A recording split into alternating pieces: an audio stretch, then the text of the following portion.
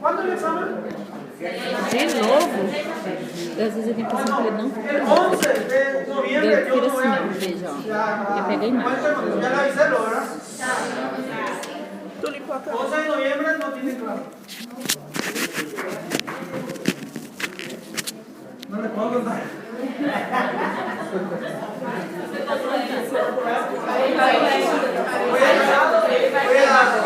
Voy a estar de enfermo.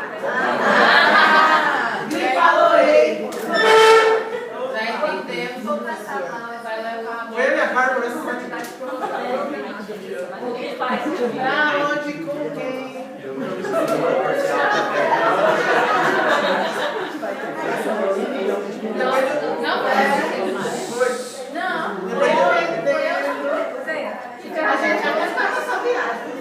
después yo soy tóxico.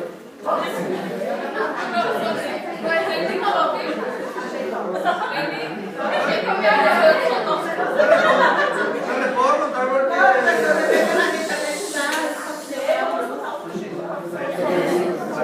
Porque no. Iván sábado no de nuevo.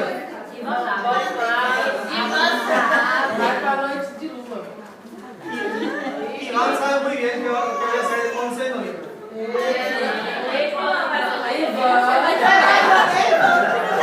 Você vai também, Ivan? Com quem que ele vai? Joga fofoca nele. Esse povo quer saber, mas ninguém vai perguntar. Cuando chicos vamos a ver un show. Um show, ligação de rosa. Show da Thalia. ¿En serio?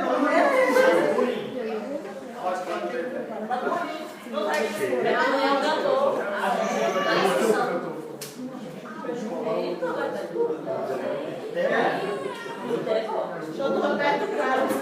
¿Qué hace Ronaldinho en Foz? ¿Qué hace Ronaldinho en Foz? Propaganda do mercado. ¿Qué mercado? Não é, que ela vai ser você vai cair dinheiro aí no pau deles. Pega em casa. Pega em casa.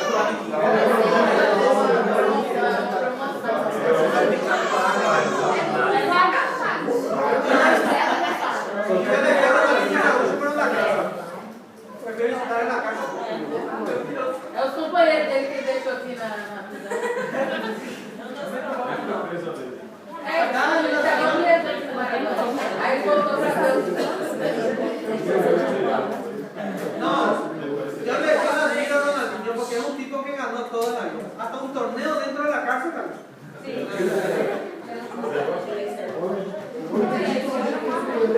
muitos títulos.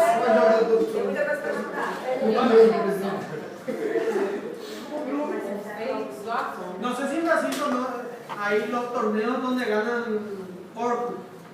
¿Hay? É o que mais tem. Y eso ganó Ronaldinho, ganó un porco. Bueno, vamos a hablar rápidamente de los tumores de la primaria. 5 temas eran entonces, ¿verdad? Mama, hernias, pulmón y miastino. ¿Sí? Tumores benignos y malignos de la mama. Vamos a hacer rápidamente. Bueno, lo que tienen que saber es qué voy a encontrar en el examen físico de la mama, ¿verdad? ¿Y cómo se hace el examen físico de la mama? ¿Cómo se hace el examen físico de la mama? ¿No? ¿No? É ecografia primeiro. Posición de modelo. Observar. Después, alzar las manos y decirle que coloque la mano en el hombro, ¿verdad? Del examinador. ¿Para qué? Para que se relaje la musculatura y pectoral mayor y ¿cómo se llama el músculo que ustedes vayan así? Luego es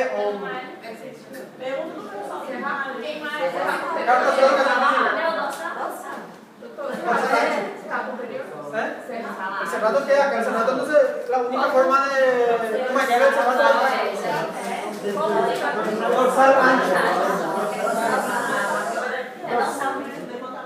El músculo dorsal ancho. Bueno, tiene que ver mucho la característica de la tumoración, ¿verdad? Primero, la situación, en dónde está, el tamaño, la forma, la superficie, la movilidad, la sensibilidad y la consistencia. Realmente, un tumor que sea maligno, o sea, un tumor de características neoplásicas malignas va a ser de bordes irregulares, poco móvil, muy poco doloroso, de consistencia dura pétrea, ¿verdad? Todo lo contrario a lo que sería un tumor benigno, ¿verdad?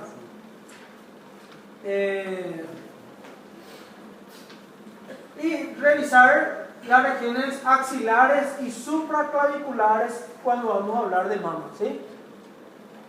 ¿Por qué? Porque el cáncer más frecuente es la mujer, ¿verdad? La de mama. ¿Sí o no? Sí. Acá, número, localización, tamaño, forma, consistencia, si son bien delimitados o mal delimitados.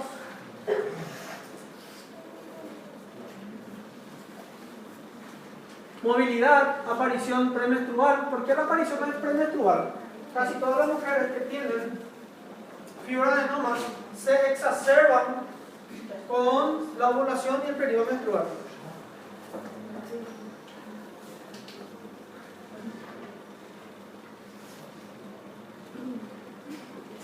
Permiso, voy a ver mi video, mi accidente. Ah, mostrei. O quê? O vídeo dele que vai ser acidente. Aí acidente dele.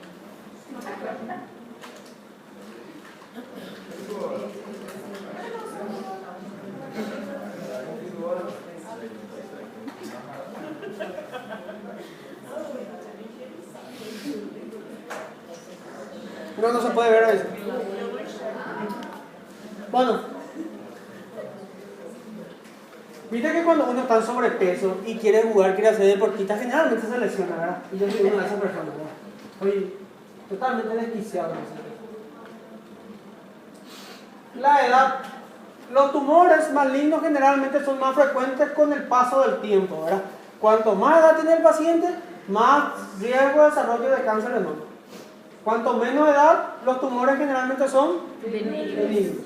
¿Cuál es el tumor benigno más frecuente de la mama? Ojalá que sí mismo. ¿Dónde es más frecuente? Los tumores de la mama, en el cuadrante superexterno, ¿verdad? 8 de los 10 tumores palpables en la mama son benignos, de los cuales de 10 pacientes que tienen cáncer, 8 vamos a palpar, y la sobrevida global del 60% a 5 años sin tratamiento. O sea, el paciente va a morir generalmente, ¿verdad? Esto ya saben, un esquema. Acá. Las lesiones inflamatorias, mastitis. Inflamatoria significa inflamación. La inflamación de la mama se llama mastitis. Que pueden ser puerperales y no puerperales. Puerperal aquel que cuando el paciente está amamantando. E não puerperal quando o paciente não está amamantando. Assim é simples, verdade? Doutor, mas eu fiquei na dúvida. A mastite puerperal ela é aguda? Aguda. E no caso a não puerperal ela é Pode ser crônica, pode inclusive. ser crônica e aguda? Pode ser crônica e aguda. Ah, tá certo. Esse abscesso mamário seria. Sí, es que se llama absceso mamario. Primero se produce una mastitis y después se va a acceder.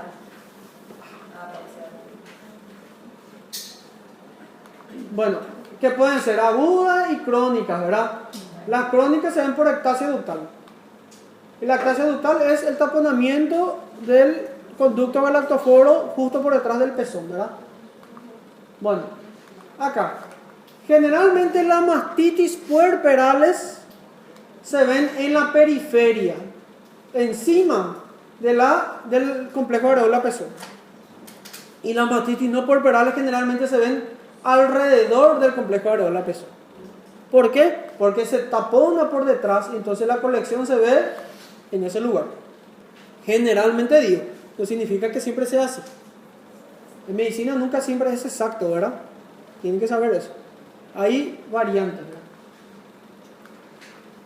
Ectasia ductal, término médico que se refiere a un bloqueo o taponamiento del conducto mamario justo por detrás del pezón, ¿verdad?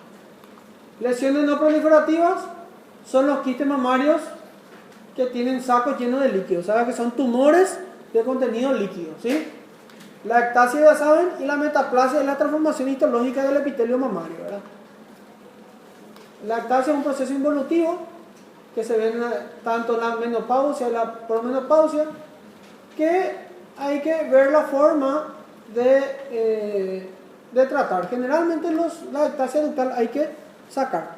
¿Para qué? Para que no produzca una mastitis en su evolución. ¿Qué pasa? Se tapona, entonces todo este lugar se produce una inflamación y toda colección se va a proliferar y toda proliferación va a infectarse y toda infección va a producir un absceso. Ese es el proceso evolutivo normal, ¿verdad?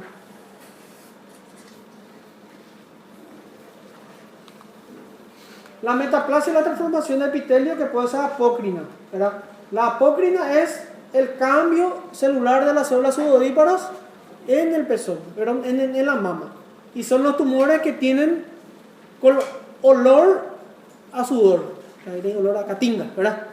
Entonces, una de las formas es agarrar, sacar el tumor, cortar en el medio.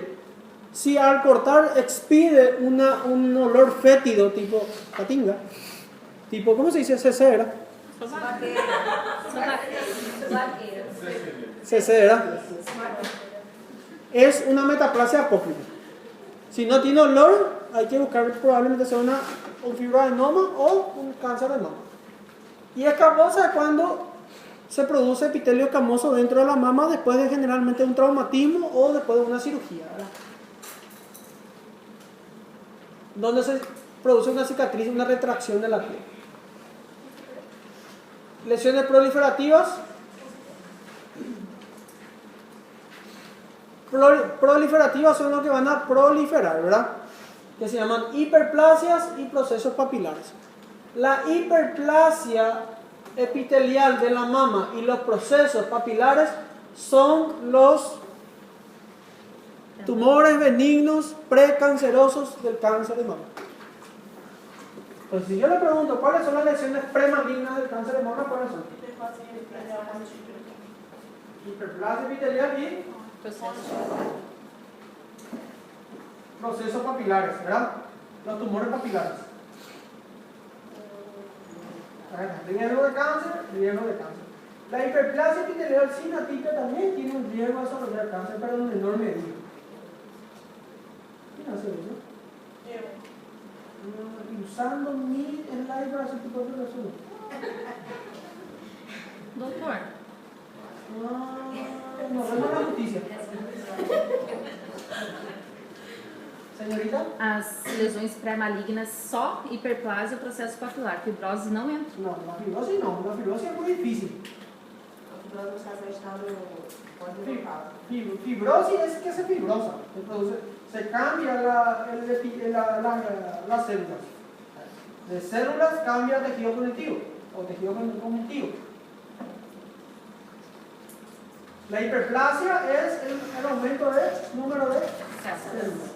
Cuando que pueden ser típicos y atípicos, ¿verdad? Típico es cuando todos están redonditos, hay mayor número de células, y atípico es cuando hay algo anormal ahí.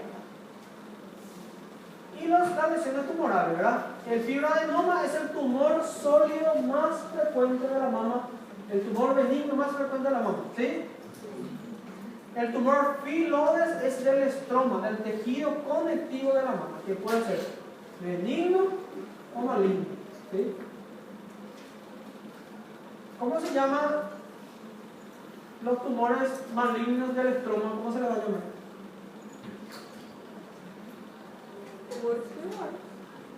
Pero, ¿cómo se llama? ¿Cuál es la terminología? No, carcinoma es epitelial. Y si es de tejido del estroma, ¿cómo se va a llamar? Sarcoma. Acuérdense, cuando son de origen epiteliales son carcinomas. Adenocarcinoma, carcinoma camoso, etc. Cuando viene del estroma se llama sarcoma. Por ejemplo, el rhabdomiosarcoma viene del estroma del músculo esquelético. El leiomiosarcoma del estroma del músculo liso. Osteosarcoma del estroma del hueso, ¿sí? El músculo tiene epitelio.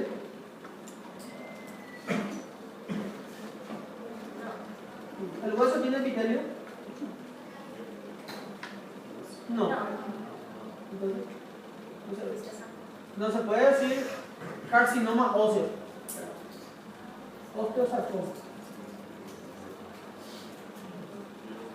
Necrosis grasa es cuando se produce una necrosis de la glándula mamaria que generalmente se ve después de un traumatismo, ya sea quirúrgico o trauma directo, ¿verdad?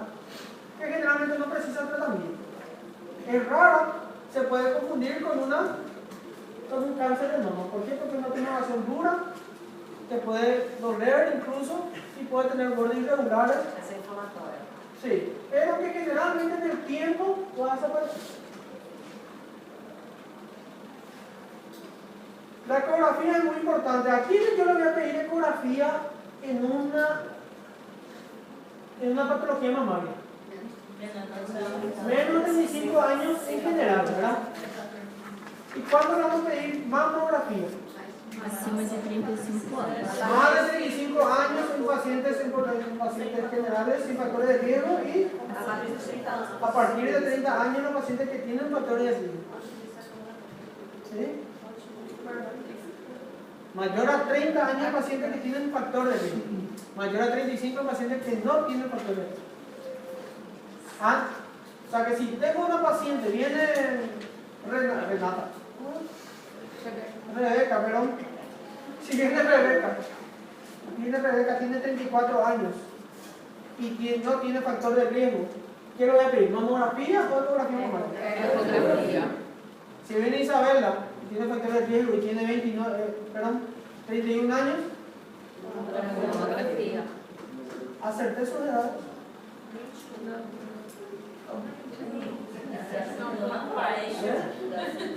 Olho só tá demais. Yo no dije ningún momento, yo no dije esas palabras, nunca salieron de mi boca.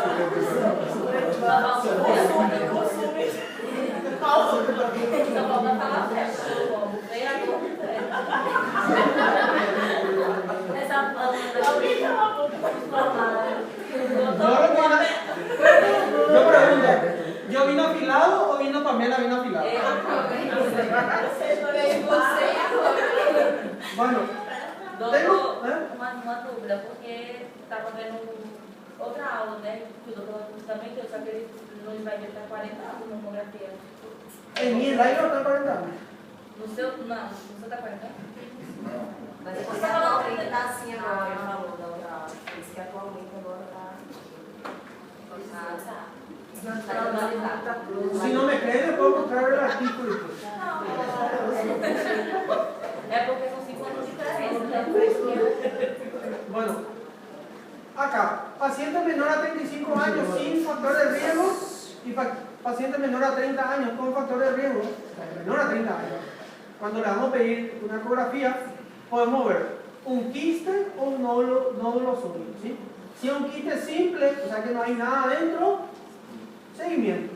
Si es un quiste complejo, ¿qué significa quiste complejo? Que adentro del quiste tenga algunas proyecciones, o sea que algunas células, alguna estructura.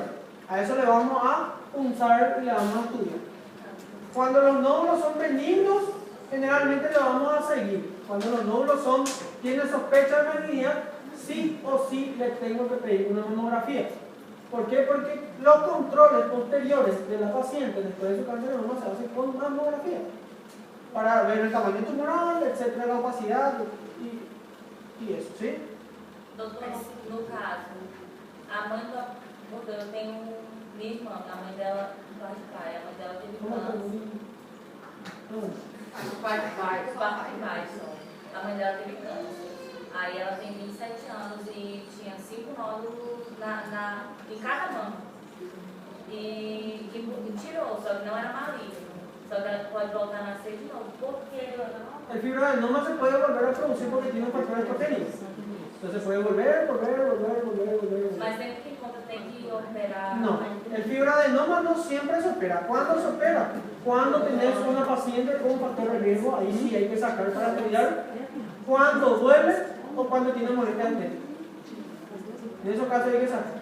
Si viene una paciente que no tiene factor de riesgo, tiene 30 años y tiene una tumoración gigantesca, tiene una tumoración de 5 centímetros, que no le duele, no le molesta, no le causa molestia estética, si la paciente no se quiere operar, le seguís. Le podés pedir su mamografía o ecografía mamaria cada 6 meses. Pero no hay un tratamiento eficaz para el fibroadenoma. Lo único que se puede hacer, se puede sacar. Depende, si se hace con el doctor Armando, no. Não, quase não proposta.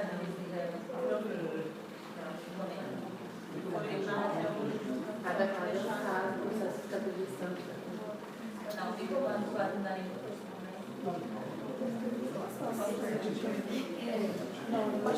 Los quistes se ven así, de contenido negro. ¿Sí? Y la mamografía se ven así, blanco, ¿verdad? Acá se ve, esto es lo que le estaba diciendo. Van a ver acá, de que acá son redonditos, no hay nada dentro. Y acá la pared está más gruesa acá que acá, ¿verdad? Y acá hay una proyección intraquística, proyección intraquística. Entonces esto le hace un quiste complejo. Entonces tenemos que aspirar. ¿Por qué? Porque existen lo que se llaman los procesos, tumores papilares dentro de los ductos. O sea, estos tumores papilares generalmente están dentro de los quistes. Y por eso también tienen el nombre de procesos papilares intraquísticos. ¿Sí? Fibroadenoma, nódulo sólido más frecuente en las mujeres menores a 35 años, no salir en un plano. Cuanto menor es la edad del paciente y tiene fibroadenoma, tiene tendencia al crecimiento. Si viene otro paciente con una tumoración gigante de 10 centímetros y tiene 22 años, probablemente sea un fibroadenoma. ¿Sí? El fibroadenoma es así. No se adhiere a planos profundos, generalmente es móvil, igual que los quistes, pero el cáncer de mama se comporta de esta manera. Puede infiltrar la piel, infiltra el tejido mamario circundante, es más difícil de que se mueva, los bordes son irregulares. Generalmente los tumores benignos duelen, el fibroadenoma generalmente le causa dolor al paciente. El cáncer de mama no. ¿De dónde viene después? Cuando ya no, ahí vamos a sacar. Acá están las características malignas, benignas de los tumores, ¿verdad? Esto que tengo para que vean. Fibroadenoma, menor a 30 años generalmente, son palpables, el tratamiento es quirúrgico, ¿verdad? Tiene menor a un riesgo malignidad, o sea que no predispone a cáncer de mama. Esto no hace falta que sepa.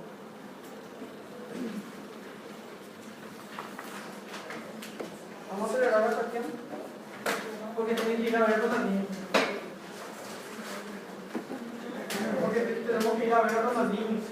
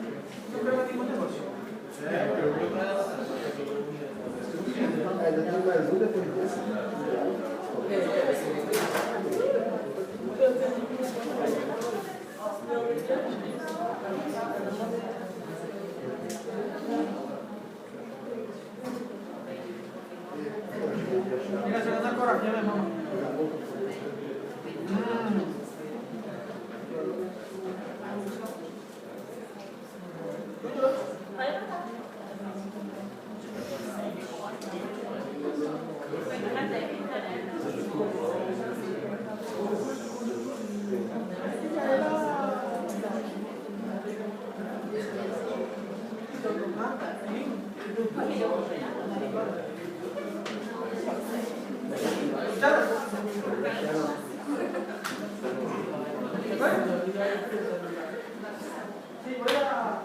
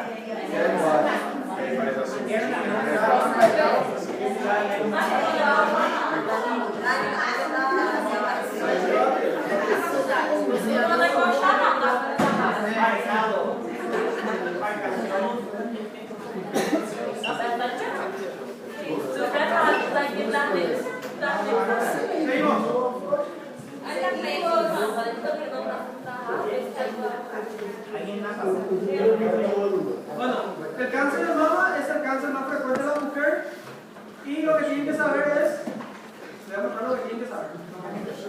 Esto, ¿cuáles son los factores de riesgo para el desarrollo del cáncer de mama?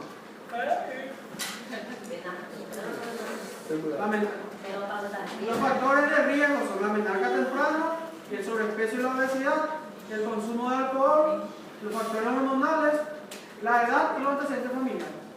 Y los factores protectores es la lactancia y la actividad física. ¿Sí? Hay que darle mamar al bebé y hay que hacer actividad física, ¿verdad? Bueno, esto te lo voy a preguntar. Esto sí, la historia familiar, cuanto más paciente, cuanto mayor es el grado, o sea, cuanto menor es el grado de familiaridad de pacientes que tienen cáncer, más riesgo, ¿verdad? Las enfermedades proliferativas, la hiperplasia ductal y los tumores papilares y una historia personal del cáncer. Por ejemplo, si hay un paciente que tiene un cáncer, una paciente que tiene cáncer de cuello uterino, no se curó, tiene el riesgo de 1% al año más de desarrollar cáncer de mama. Vamos a suponer que la paciente tuvo 23 años, se curó de su cáncer de cuello uterino. A los 24 años tienen 1% más, a los 25 2% más. Va sumando. A los 34 ya tiene 10%. Cuanto más tiempo vive, más riesgo de desarrollar cáncer de mama. Cuanto mayor la edad, el sexo femenino y el sexo masculino representan 1% de los tumores de la mama. ¿Cuáles son los tipos histológicos? El carcinoma ductal y el carcinoma lobulítico. ¿Cuál es el más frecuente? El ductal. Acuérdense, puede ser invasivo o infiltrante. También se le llama adenoma ductal de tipo clásico, también se le dice. En Brasil se usa mucho esa nomenclatura. Adenocarcinoma ductal de tipo convencional también le llama. Esto no le voy a preguntar. ¿Por qué viene la paciente con cáncer de mama? Sí, le voy a preguntar. ¿Cuáles son las características clínicas de los pacientes con cáncer de mama? Generalmente por una tumoración en el 65 a 75% de los pacientes, retracción del pezón, secreción por pezón y masa palpable, ¿verdad? Esos son los síntomas generales. Generalmente viene el paciente por una tumoración. Nunca va a venir por dolor seguramente. ¿Dónde es más frecuente? En el cuadrante superior. ¿Dónde es más raro? En el cuadrante superior.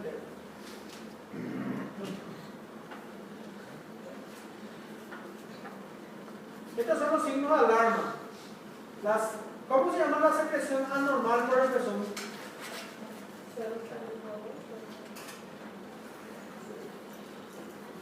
Secreción anormal por el pezón. Miguel.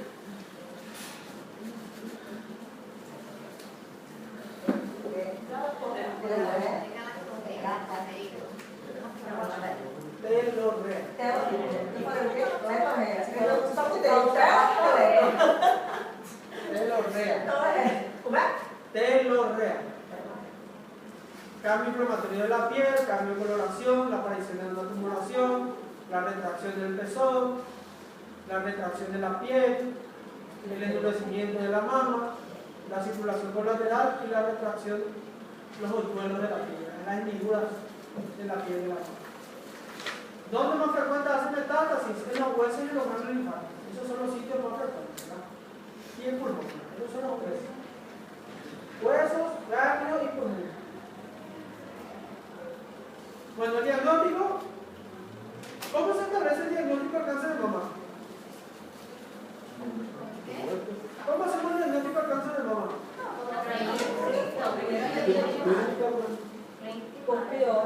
Biopsia. Y histológico. Siempre vamos. Si yo sospecho de un cáncer, por más que yo tenga la imagen de una resonancia magnética, un PET scan que me diga cáncer, yo no sé si es un cáncer hasta que yo le haga una biopsia. Entonces, todos los tumores del bol están para el diagnóstico de la biopsia.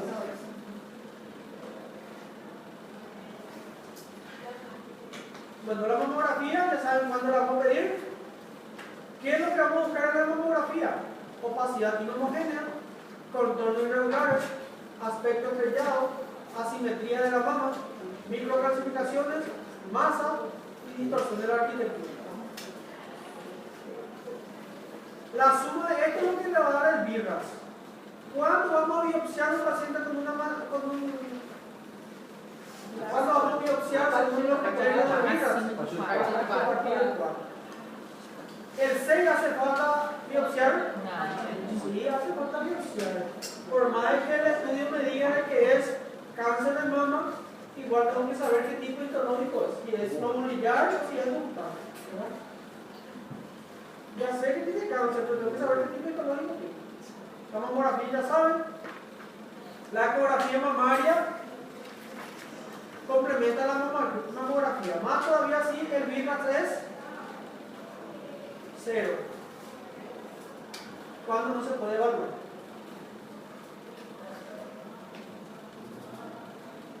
Esto no hace falta. Esto no hace falta. Esto no hace falta. Esto no hace falta. Esto tampoco lo voy a preguntar. Y eso no es cáncer, no. Fácil. Miren, le doy todo lo que le voy a preguntar ahora. Ojalá que algo me cause problema en la corrección del examen.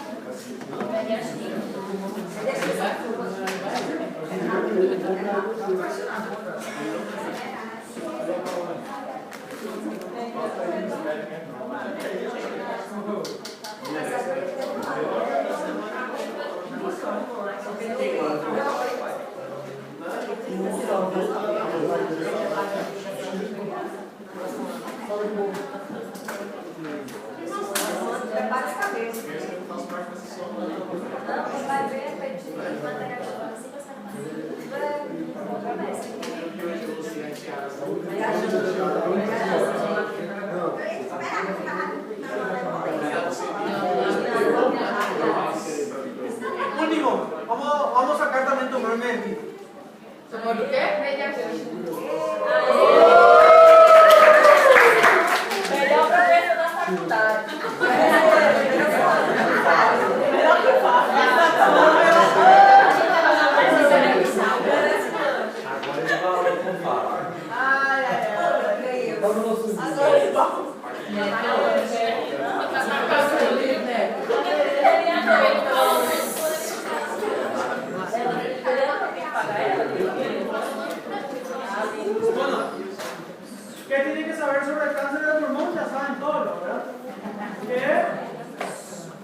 el tumor que tiene mayor mortalidad en el mundo. No es el más frecuente, pero el que tiene mayor índice de mortalidad. Tanto en Brasil, tanto en Paraguay, tanto en el mundo, el cáncer de pulmón es el que tiene más mortalidad, ¿verdad? Está asociado directamente al hábito tabáquico. Cuanto más fuma el paciente, mayor chance de desarrollar el cáncer de pulmón. También tenemos el tabaquismo pasivo, que representa el 15% de los pacientes, y algunas enfermedades respiratorias, por ejemplo, la fibrosis pulmonar, el EPOC, etc. ¿La has pillado?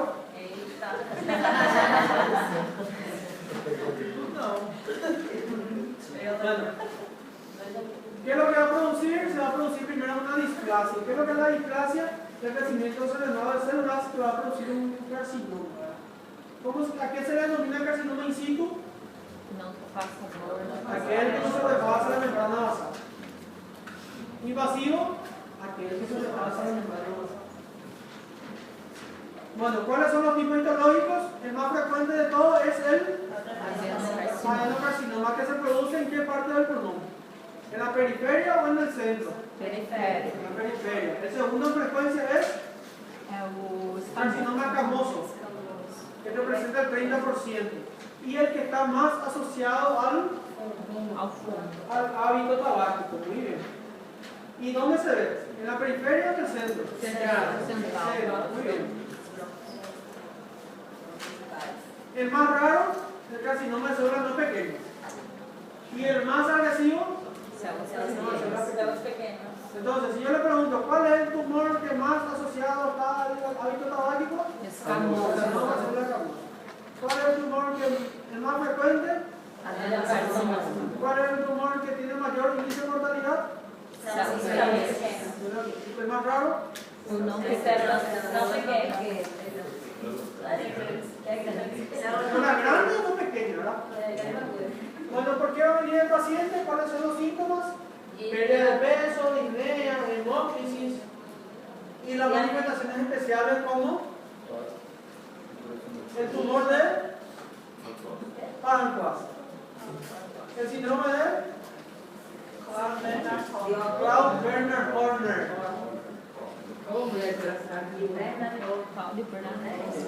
Tienen que saber cómo se caracteriza el tumor de páncreas y cómo se caracteriza el síndrome de Claude-Bernard-Horner.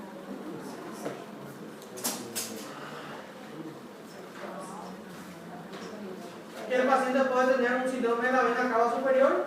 Eso sí tienen que saber cómo se presenta un paciente con síndrome de la vena cava superior y cuál es la causa más frecuente.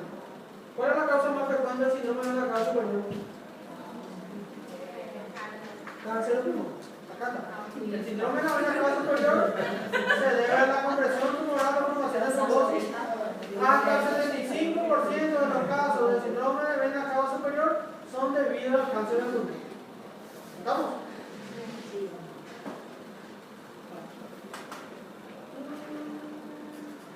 No me encanta. Si el tumor de páncreas no me encanta. Es un tumor primario del ápice pulmonar. El propio pulmón. ¿Cuál es la forma de hacer el diagnóstico? Le vamos a pedir una radiografía y una tomografía, ¿verdad? ¿Cómo hacemos la biopsia de los tumores centrales? Fibrobroncoscopía. ¿Cómo hacemos la biopsia de los tumores periféricos? Biopsia transtorácica. ¿Y los tumores del medio? Que están entre la periferia y el centro. Toracoscopía. Vamos a operar a la zona.